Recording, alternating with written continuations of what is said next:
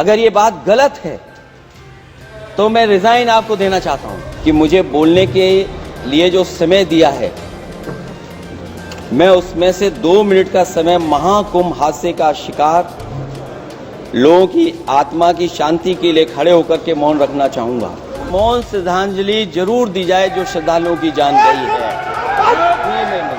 नहीं अध्यक्ष महोदय नहीं अभी एक मिनट आप नहीं गए स्नान करने, आप स्नान करने नहीं गए, इसीलिए इस तरह की भाषा का इस्तेमाल कर रहे हैं। तो ये बहानेबाजी जो सुप्रीम कोर्ट की ना, ये बहुत विचित्र है, ये बहुत गलत है, अनसाइंटिफिक है। और कुंभ में इतने लोगों का इकट्ठा होना और उसको परमिशन देना ये अपराध है, ये संवैधानिक अपराध है।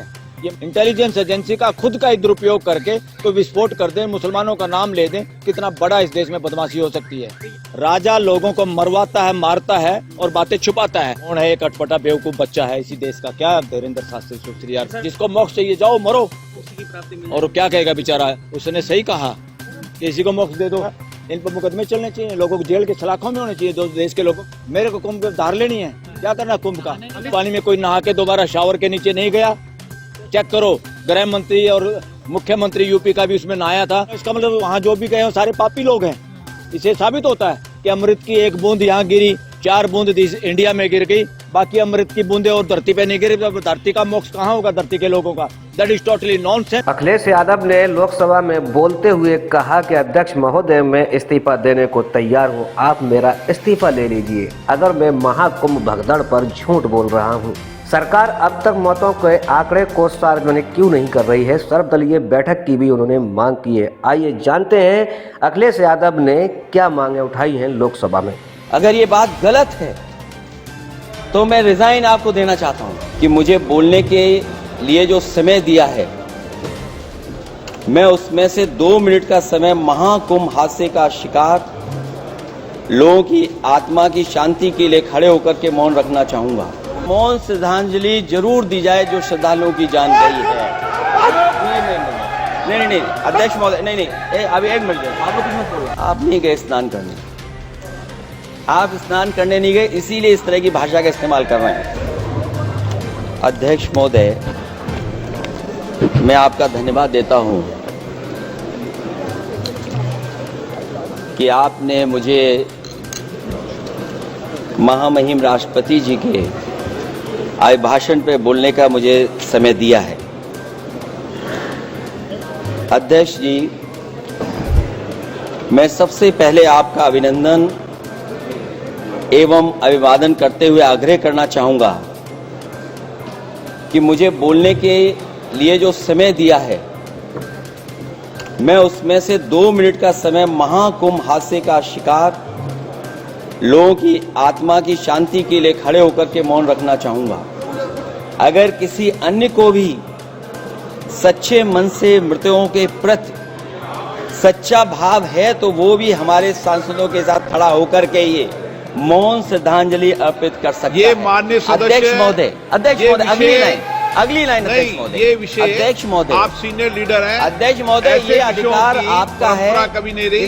ये मैंने विषय मेंशन करते हुए भरोसा है इस विषय पर मौन कर दिया था, इसलिए अध्यक्ष का अधिकार है। हाँ मैं वही अध्यक्ष महोदय ये जो बात मैं शुरू कर रहा हूं जहां मैंने मौन 2 मिनट के लिए श्रद्धांजलि की बात की है, ये अधिकार मेरा नहीं है अध्यक्ष महोदय, ये अधिकार आपका है। मुझे पूरा भरोसा है आप पर कि जब अभिभाषण की चर्चा खत्म हो रही होगी उस समय 2 मिनट का मौन श्रद्धांजलि जरूर दी जाए जो श्रद्धालुओं की जान गई है। नहीं अध्यक्ष महोदय नहीं अभी एक मिनट अध्यक्ष महोदय अभी तो अध्यक्ष महोदय मैंने बात शुरू नहीं की है, और जिन लोगों को तकलीफ है और जिनको दुख होना चाहिए उनके बारे में मैं, हालांकि वो बात मैं बाद में कहना चाहता था महाकुंभ के बारे में, लेकिन अध्यक्ष महोदय क्योंकि बहुत सारे माननीय सदस्य ये सुन नहीं सकते हैं इसलिए मैं बात वहीं से शुरू करता हूं। आप देश के परम अभिभावक होने के नाते हमारा आपसे अनुरोध है कि जहां सरकार बजट के आंकड़े लगातार दे रही है, और जब मैंने अभिभाषण पढ़ा अध्यक्ष महोदय, बहुत सारे आंकड़े सरकार ने दिए हैं। आंकड़े देने से पहले महाकुंभ में मरने वालों के आंकड़े भी दे दें। महाकुंभ की व्यवस्था के बारे में स्पष्टीकरण देने के लिए मेरी मांग है अध्यक्ष महोदय, सर्वदलीय बैठक बुलाई जानी चाहिए। महाकुंभ आपदा प्रबंधन व खोया पाया केंद्र की जिम्मेदारी सेना को दी जाए। महाकुंभ हादसे के शिकार लोगों की मृत्यु, घायलों का इलाज, दवाइयों, डॉक्टर, भोजन पानी, परिवहन की उपलब्धता का आंकड़ा संसद में पेश किया जाए। महाकुंभ हादसे के लिए जिम्मेदार लोगों पर, महाकुंभ हादसे के लिए जिम्मेदार लोगों पर घोर दंडात्मक कार्रवाई हो। जिन्होंने सच छिपाया है उनको दंडित किया जाए। अध्यक्ष महोदय, हम डबल इंजन की सरकार से पूछते हैं, अगर अपराध बोध नहीं था तो आंकड़े दबाए, छिपाए और मिटाए क्यों गए हैं? सच छिपाना और मिटाना भी तो अपराध है। इसका दंड कौन भुगतेगा अध्यक्ष महोदय? जहां इंतजाम होना चाहिए था वहां प्रचार हो रहा था। एक धार्मिक समागम में डबल इंजन का राजनीतिक प्रचार अशोभनीय है, निंदनीय है। इतने बड़े हादसे के बाद कम से कम अब तो वो होर्डिंग उतरवा देना चाहिए। अध्यक्ष महोदय, महाकुंभ की जो तैयारी हुई, जो हम लोगों ने जाना वहां पर, महाकुंभ न केवल 144 साल के लिए ये कहा गया, बल्कि ये भी कहा गया कि पहली बार धरती पर इस तरह का डिजिटल और जो आधुनिक चीजें हैं, टेक्नोलॉजी, उसका इस्तेमाल कर करके महाकुंभ होने जा रहा है। सीसीटीवी, ड्रोन, लाइव स्ट्रीमिंग के आधार पर जिनका दावा था कि वो डिजिटल कुंभ करा रहे हैं, वो मृतकों की डिजिट नहीं दे पा रहे हैं। एक तरफ तो जो लोग डिजिटल डिजिटल डिजिटल अध्यक्ष महोदय कहने को थकते नहीं हैं, लेकिन जब कुंभ में इतना बड़ा हादसा हो गया है तो यही सरकार डिजिट नहीं दे पा रही है। हमारे अपने लोग मारे गए हैं, जिसमें परिवार का हर रिश्ता दिवंगत हुआ है। किसी की माता, किसी के पिता, किसी की बहू, किसी की बेटी, किसी का भाई बहन, चाचा चाची। बच्चों के आंकड़े तो अभी तक नदारद हैं। खोया पाया केंद्र ही लोगों को तो नहीं मिल रहा है। जो खोया पाया केंद्र था उसको भी लोग पा नहीं पा रहे, ढूंढ नहीं पा रहे। अध्यक्ष महोदय, कुंभ कोई पहली बार नहीं हो रहा है।